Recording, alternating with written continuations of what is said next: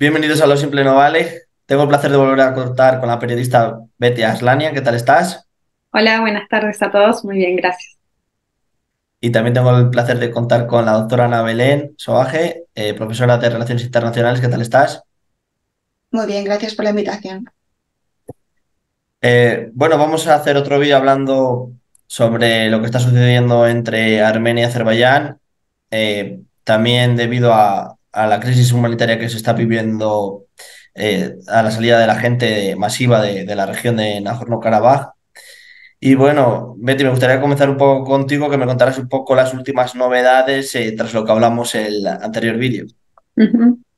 Bueno, nosotros habíamos quedado en el hecho de que el pasado 19 de septiembre hubo un ataque a gran escala por parte de Azerbaiyán que bajo la denominación de operaciones antiterroristas militares lanzaron una ofensiva que también incluyó asentamientos civiles, ¿no? Y con esto me refiero a la capital de Nagorno-Karabaj, Stepanakert.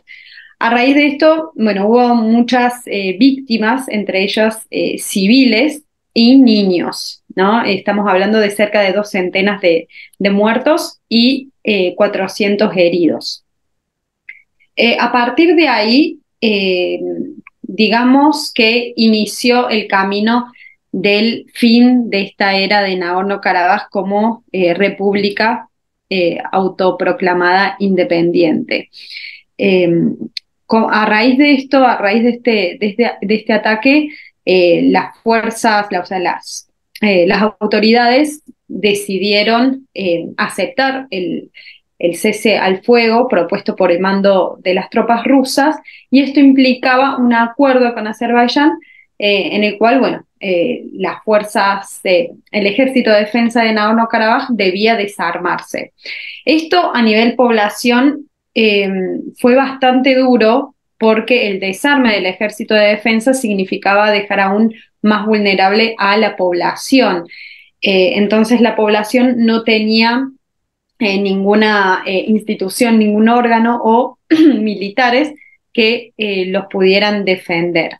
Ante esto, bueno, inició un desplazamiento forzoso de la población y hoy, bueno, prácticamente no hay armenios, solo hay contados, hay algunos funcionarios que están, bueno, esperando al fin de operaciones de rescate y de búsqueda, que todavía se están realizando sobre el territorio, pero prácticamente no hay armenios hoy en Nagorno-Karabaj, o sea que se desmanteló totalmente. No me quiero olvidar de mencionar, porque no es un dato menor, que durante esos días en los cuales, bueno, se estaba decidiendo, cada familia decidía cuándo debía evacuar hacia Armenia, hubo también una explosión muy grande en un depósito de combustible que llevó también a cerca de 200 muertes, perdón, 170 muertos y también centenas de heridos, ¿no? Heridos muy graves. Y esto, bueno, es como, yo lo cuento y es como que lo que faltaba, ¿no? Como el broche de esta situación, todavía no, o sea, parece bastante sospechoso el hecho, pero no se lo atribuye todavía, o no se han investigado suficientemente como para atribuirlo a un agente externo esto, sino a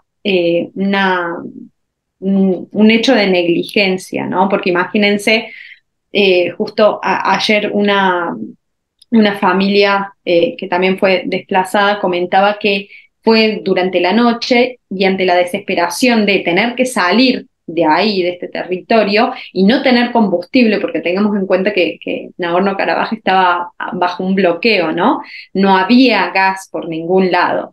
Entonces, bueno, fueron acá a este lugar, que es un lugar que queda entre la capital Stepanakert y una región que se llama Askeran, y había no sé bien lo que es, pero debe haber sido un gasoducto, un tubo muy grande que estaba incrustado en el suelo, entonces todos entraron como en el subsuelo, como debajo, y ahí, bueno, también, bueno, creo que ha sido todo una locura en cuanto al cuidado y a la falta de prevenir el peligro, ¿no?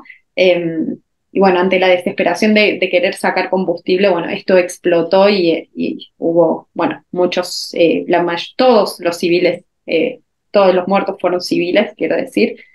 Eh, y bueno, y a partir de ahí, en esos días también, esto quedó un poco tal vez tapado por el tema del éxodo forzado, que bueno, hoy ya hay aproximadamente 100.600 personas ya en Armenia, ¿no? O sea, es casi la totalidad de la población ya se encuentra aquí.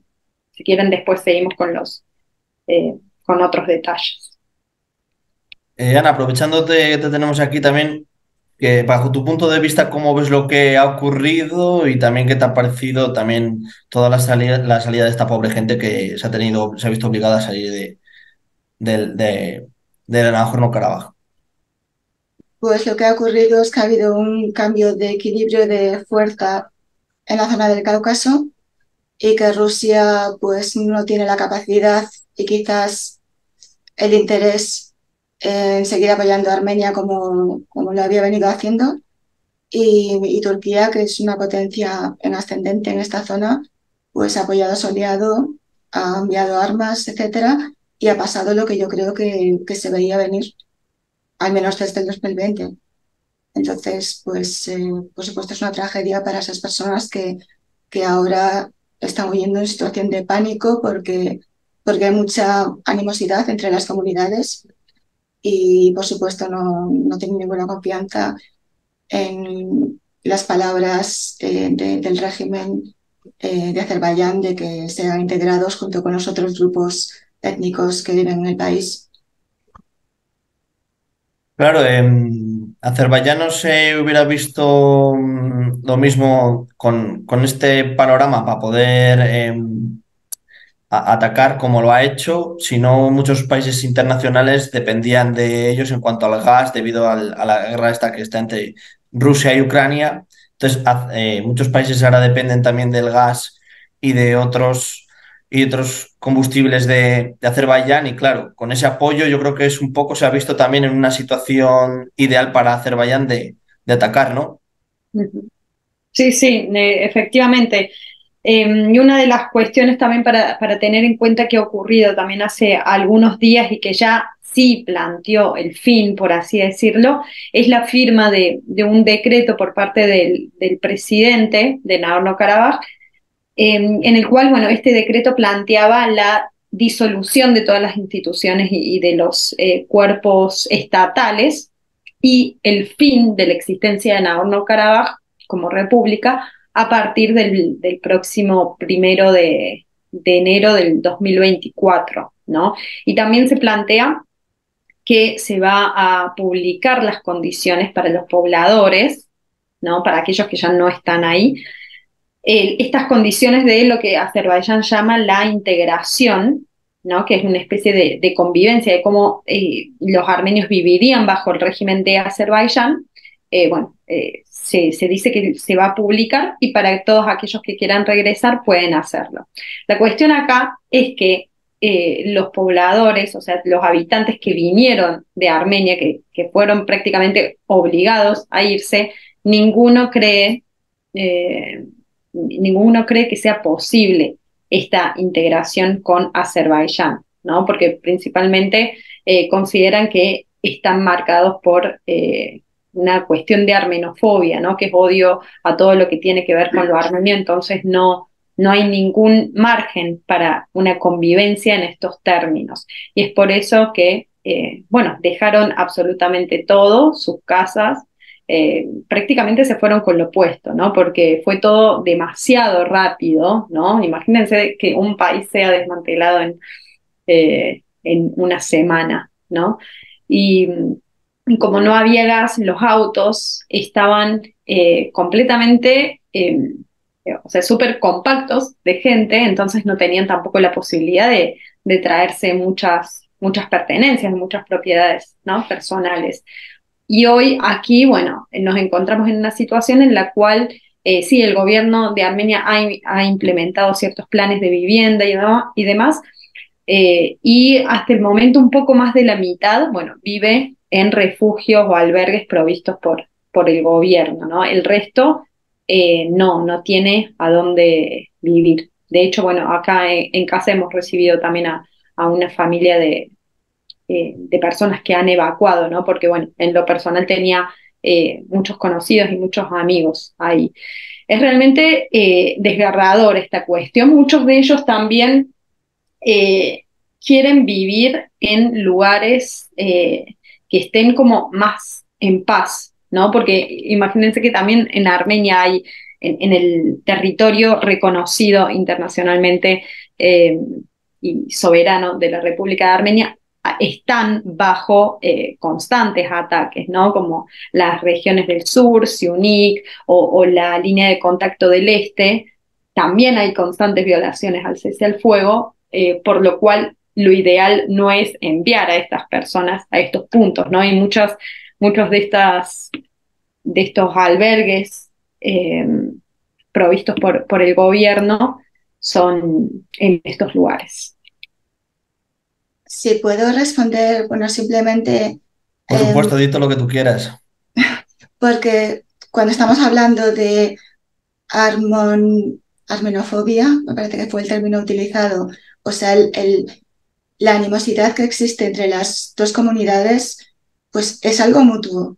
Y por supuesto que no pretendo en absoluto minimizar el drama humano que se está viviendo y no tengo la menor simpatía por el régimen de Bakú, que es un régimen dictatorial brutal que no respeta los derechos humanos de sus propios habitantes, sin querer minimizar eso en absoluto, pero dado que solo tenemos un representante, digamos, del bando armenio, no del bando del otro bando, azerí o azerbaiyano, pues quería señalar que hay una historia de pogromes, de matanzas, que es mutuo y que cuando se disolvió la Unión Soviética durante la Primera Guerra, a principios de los 90, pues hubo atrocidades cometidas por ambos bandos y los azerbaiyanos fueron obligados a quitar la región. Es una región de mayoría armenia, pero había una presencia azerbaiyana y esa gente pues también se vio desposeída y esa gente, yo es que me gusta mucho ver diferentes medios de comunicación y me gusta escuchar pues a todos los bandos, no significa que tome partido por uno o por otro, ¿no? Pero un programa de, creo que era RFI, bueno, francés, que aparte en Francia hay mucha simpatía por el lado armenio porque hay mucha presencia armenia en Francia. Pero este programa, sin embargo, se fijaba en la experiencia de los azerbaiyanos que tuvieron que dejar pues, estas tierras hace 30 años y que ahora esperan regresar.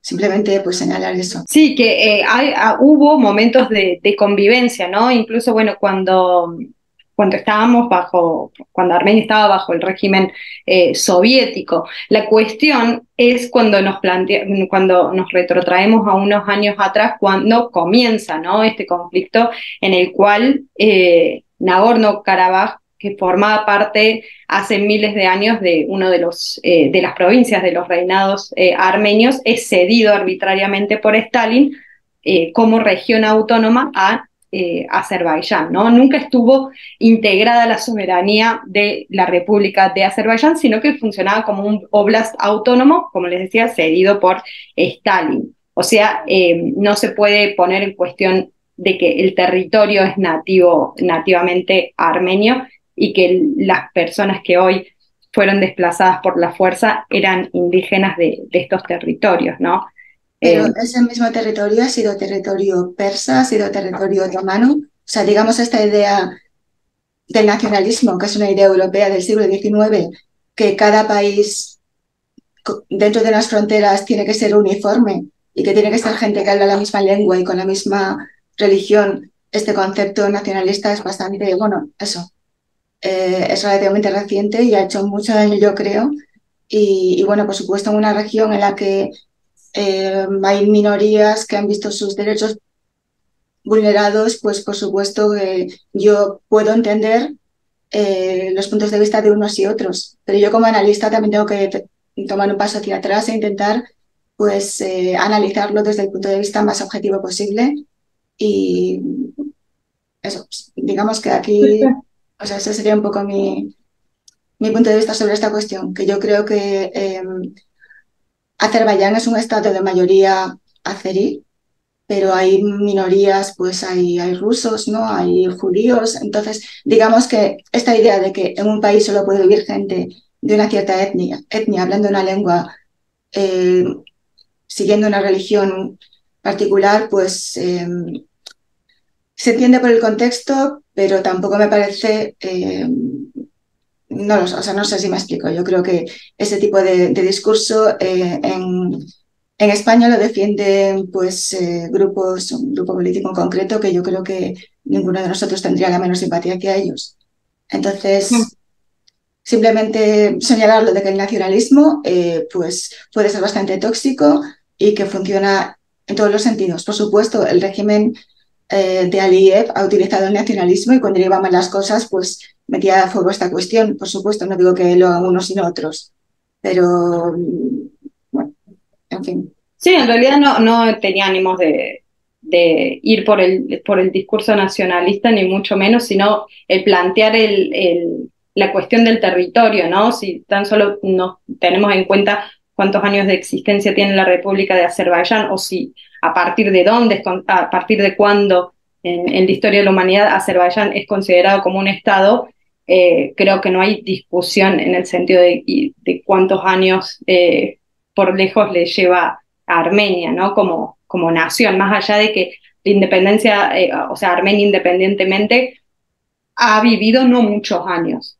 pero ha tenido una existencia mucho más vasta, ¿no? En cuanto a territorios me refiero. Pero ese es el mismo argumento que se usa en Israel. Israel, que pues, por cierto, no es en absoluto amigo de Armenia, ¿no? Es más bien, apoya más bien al otro bando y también utiliza el mismo argumento de que hace miles de años aquello era su territorio y sus reinos. No sé, que a mí eso como argumento pues me convence hasta cierto punto. O sea, es un argumento más que se puede escribir en un momento dado y que tiene más o menos legitimidad dependiendo de tu punto de vista. Esto Sí, no es Yo, en absoluto una forma de minimizar o sea, yo veo que la situación es dramática y es muy triste que esas personas, aparte, bueno, más de 100.000 personas, ¿no? Que se encuentren en una situación tan incierta, pues por supuesto es muy doloroso y todo el mundo puede simpatizar con esa tragedia humana. sí, cosa que nos pasa porque nadie simpatiza con eso, sino hasta este momento no tendríamos el silencio de la comunidad internacional, ¿no? Y Pero eso es este conflicto sería mucho más visibilizado. Pero eso es por lo que explicaba Alberto, de que Azerbaiyán es necesario, Azerbaiyán tiene gas, todo el mundo quiere ser amigo de Azerbaiyán y Armenia es un país pequeño y pobre que realmente, pues, y que encima ha cometido el pecado de acercarse más hacia Occidente desde 2018, que recientemente Armenia se unió a la Corte Penal Internacional, ¿no? Que tiene una orden de Sí, buscar está ratificado el Estatuto de Roma hoy. Igual pues tiene que aprobar el presidente todo.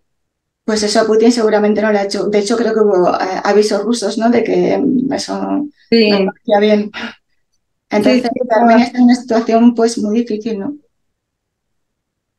sí, sí, sí. En realidad, bueno, hay algunas asperezas con Rusia en este momento, con distintas cuestiones, ¿no? Incluso, bueno, a partir, creo, de la asunción del gobierno en el 2018, se vería venir que este gobierno abrió las puertas a un coqueteo con Occidente y eso a Rusia no le cayó nada bien. Más, bueno, en este último tiempo, con esta cuestión de la ratificación del Estatuto de Roma, eh, ejercicios militares junto a Estados Unidos, envío de ayuda humanitaria a Ucrania y bueno, y por su parte, bueno, el gobierno de Armenia tampoco está muy contenta con el no cumplimiento, bueno, según el gobierno, de las obligaciones de Rusia en cuanto a mantener la estabilidad en la región de Nagorno-Karabaj.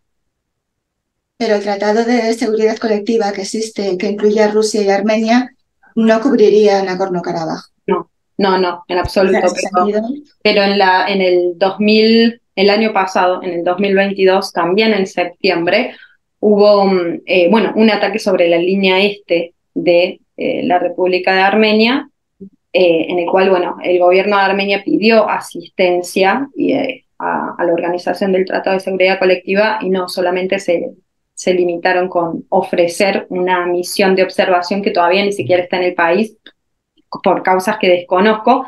Hoy no hay una misión de esta organización, pero hay una misión de la Unión Europea, por ejemplo, una misión civil, pero hay presencia europea en la región en lugar de la organización en la que forma parte Armenia, que todavía también la participación está bajo cuestión en este último tiempo. Al final lo que está claro es que en todos los conflictos siempre hay actuaciones externas, tanto la no mediación que Rusia ahora no le interesa mediar por lo que tiene con Ucrania y además todos los medios que tiene destinados allí, lo que he dicho de otros países internacionales con Azerbaiyán, al final si a unos le interesa una cosa, el otro no ha mediado, al final los únicos que ha pagado es la población, eso es lo que está realmente claro. Por intereses internacionales o vemos otro conflicto más hoy en día donde las personas son los que terriblemente lo sufren. Sí, sí, sí, es así. Hoy, bueno, como te decía, hay más de 100.000 personas que todavía no están completamente, bueno, asentadas, más allá de que, bueno, la sociedad armenia incluso es una sociedad como bastante comprometida, ¿no? Se organizan colectas y todo tipo de ayuda, también encabezado por la Cruz Roja, para asistir, ¿no? A estas personas. Pero bueno, están como que la crisis humanitaria que se vivía durante estos 9 meses de bloqueo en Nagorno-Karabaj, hoy podemos decir que fue trasladada a Armenia, ¿no? Y es realmente un poco caótica la situación. Ana, aprovechando que estás aquí, también te quería preguntar, ¿crees que se puede extender aún más el conflicto y que no se cierne solo sobre Nagorno-Karabaj? Pues sí, está la cuestión del corredor de Sanguesur, ¿no?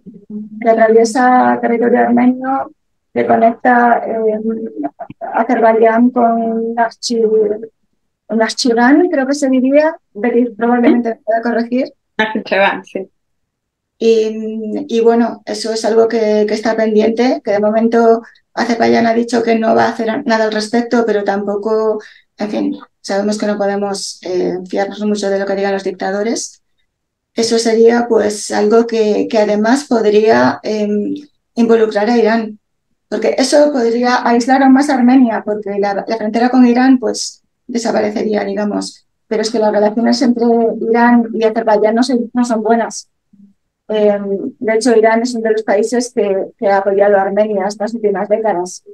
Eh, entonces, y bueno, una cosa curiosa que yo quería señalar, porque es que a menudo se habla aquí de la cuestión religiosa, y Irán es un país musulmán chiita, Azerbaiyán es un país musulmán chiita, y aún así están enfrentados. Entonces yo querría pues también aprovechar un poco para redundar en esa cuestión de que Sí. ser de la misma religión no significa que seas amigo, o ser de religión distinta no significa necesariamente que vayas a ser enemigo. No sé si he respondido a tu pregunta o me he guiado demasiado. No, yo creo que has respondido. Betty, ¿quieres decir tú algo al respecto? Sí, con la cuestión del corredor, en realidad el corredor de Sur, ese nombre del corredor es, bueno, acuñado por el presidente de Azerbaiyán. Eso, según la parte armenia, no está planteado en el acuerdo tripartito del 2020. No se habla en este acuerdo de partir, por así decir, del sur de Armenia con un corredor de Azerbaiyán, ¿no? Sino que Armenia está dispuesta a abrir el paso, a restablecer lo que dice las comunicaciones y de transporte con Azerbaiyán, incluso está llevando adelante también un proceso de restablecimiento de relaciones con Turquía, pero no un corredor que sea azerbaiyano y conecte por este medio a Najicheván. O sea, el gobierno de Armenia está ok con conectar, que Azerbaiyán tenga una conexión terrestre con Najicheván, pero a través de una carretera con puestos, digámosle, aduaneros armenios, ¿no? Eso, Aliyev plantea una cuestión que está por fuera de este acuerdo tripartito. Y bueno, Irán por su parte lo que plantea es la no modificación de las fronteras de la región, o sea que no no le simpatiza mucho perder la frontera con Armenia, ¿no? O sea, en ese caso, más allá de que con la cuestión de Nagorno-Karabaj no tuvo nada que ver, Irán no intervino ni mucho menos, pero en esta cuestión ya plantea que sí lo haría, no sabemos de qué modo, pero no le agrada mucho esta cuestión. ¿Creéis que hay algún otro actor que no hemos hablado de otro país, como Turquía, que no hemos profundizado sobre ello, sobre los intereses que también tiene en este conflicto? Bueno, sí, por supuesto. Turquía, cuando Erdogan vio que lo de la Unión Europea no iba a salir, pues se orientó hacia pues, el antiguo Imperio Otomano, que tiene esta política de influencia en la región, y aparte, pues eso, las armas turcas, los drones, etcétera, pues han ayudado mucho al ejército de Azerbaiyán. Betty, tú también tienes datos también que estás allí de la ayuda del ejército turco a Azerbaiyán. Sí, sí, eso, bueno, eso no se puede cuestionar, ¿no? Son consideradas naciones hermanas, ¿no? Incluso ellos mismos se plantean como una nación, dos estados. Eh, la cuestión es que, bueno, en realidad las relaciones de Armenia con Turquía, con la perspectiva del gobierno actual, pretenden a normalizarse, ¿no? Hoy actualmente Armenia no tiene una frontera terrestre con Turquía, más allá de que aéreos sí, hay vuelos directos a Ankara o Estambul, pero terrestre no hay desde hace, bueno, en los últimos 30 años, que no hay, que esta frontera fue bloqueada durante la primera guerra de Nagorno-Karabaj, como unilateralmente por parte de Turquía como apoyo a Azerbaiyán. O sea, hoy cuando alguien quiere ir a Turquía, un armenio que está, por supuesto, permitida la entrada, lo debe hacer por medio de Georgia, ¿no? Y de ahí cambiar el vehículo y seguir para Turquía. O sea, este proceso de normalización de relaciones está en camino y no sé ahora en qué, hace mucho no se publican actualizaciones sobre esto, pero en teoría a fin de mes se debería abrir uno de los puentes para personas de terceras nacionalidades y para diplomáticos, ¿no? Y este puente se abrió por primera vez después de 30 años este año, luego del terremoto, cuando Armenia envía ayuda humanitaria, ¿no? Se abre exclusivamente para eso y bueno, y después estamos a la espera de la apertura a partir de que este tratado de restablecimiento de relaciones avance. Pero otra de las novedades, bueno, que tuvimos hoy es que para mañana, 5, ¿no? 5 de octubre, en Granada estaba prevista una reunión de 5 partes entre, bueno, el primer ministro de Armenia, el presidente de Azerbaiyán, el presidente del Consejo Europeo, presidente francés y canciller alemán. Y bueno, hoy Azerbaiyán rechazó este formato de reunión, ya que bueno, hay ciertas asperezas también entre Azerbaiyán y Francia, porque Francia se muestra muy cercana a Armenia en cuanto a apoyo y asistencia, por lo cual, bueno, decide rechazar este formato de 5 partes y el motivo sería, bueno, según lo publicado, que Francia y Alemania no permitieron que el presidente Erdogan, el presidente turco, según la propuesta que había hecho Azerbaiyán, participe en esta reunión. O sea, este formato, esta reunión de 5 partes no tendría lugar al menos que sea tripartita, o sea, Armenia, Azerbaiyán y presidente Charles Michel, el presidente del Consejo Europeo. Todavía no se sabe nada y bueno, era mañana la reunión, por lo cual no sé qué pasará. Ana, ¿qué te parecía a ti la reunión que iban a tener? ¿Crees que podía llegar a buen curso o no? Pues debo decir que no tengo más informaciones, bueno, información más allá de lo que ha dicho Betty. Yo creo que Armenia está en una posición de debilidad. O sea, está claro que en las últimas 3 décadas ha habido un vuelco en cuanto a la situación de fuerza. Al final del área soviética, pues los armenios, digamos que en la Unión Soviética eran casi tan buenos como los rusos, entonces había mucho oficial armenio, los armenios heredaron gran parte de, o sea, este era un ejército potente comparado con los azerbaiyanos que eran mucho más débiles en aquel momento y por eso pasó lo que pasó durante la Primera Guerra. Y ahora vemos que en las últimas décadas Azerbaiyán se ha hecho un país mucho más rico gracias a los hidrocarburos. Es un país con, bueno, pues mucho más grande, con más población, etcétera. Entonces, por supuesto, Armenia está en una situación de debilidad en la que tiene que intentar hacer amigos y ser conciliador.